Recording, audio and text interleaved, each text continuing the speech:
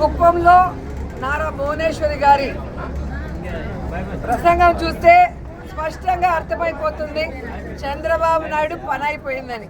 So మేము ఏదైతే ఎన్ని రోజులు చెప్పుకుంటూ వచ్చామో ఈరోజు తన మనసులో మాట చంద్రబాబు నాయుడికి రెస్ట్ తీసుకునే వయసు వచ్చింది, ఇక ఆయన రెస్ట్ తీసుకుంటాడు, కుప్పంలో కంటెస్ట్ చేయాలని నాకు కోరికగా ఉంది అని చెప్పి భువనేశ్వరి గారు తన కోరిక బయట పెట్టడం చూస్తుంటే పాపం చంద్రబాబు నాయుడికి పని అయిపోయిందన్న సంగతి అర్థమై ఉంటుందని అనుకుంటున్నాను.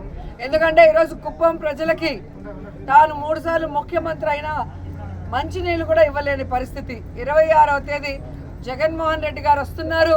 కుప్పం చిరకాల కోరిక అయిన మరి హంద్రీ నివా ద్వారా ఏ విధంగా నీళ్లు ఇవ్వబోతున్నారో కళ్ళారా చూడబోతున్నారు. అంతేకాకుండా అక్కడ ప్రజలు కోరుకున్న విధంగా మున్సిపాలిటీని చేశాం, రెవెన్యూ డివిజన్ని చేశాం.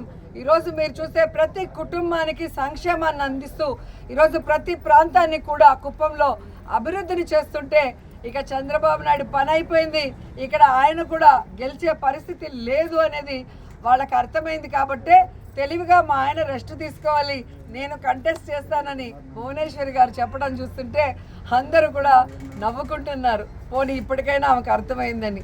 సో కుప్పం ప్రజలకే ఏమీ చేయని చంద్రబాబు నాయుడు ఈ రాష్ట్ర ప్రజలకు ఏమీ చేయడన్న సంగతి రాష్ట్ర ప్రజలకు తెలుసు. కాబట్టే కుప్పంతో సహా 2024 175కి 175 జగనన్న కొట్టబోతున్నాడు. ఈ రాష్ట్ర ప్రజలకి మరింత సంక్షేమాన్ని మరింత అభివృద్ధిని అందించబోతున్నారు. జై జగన్, జై జగన్, జై జగన్, జై జగన్.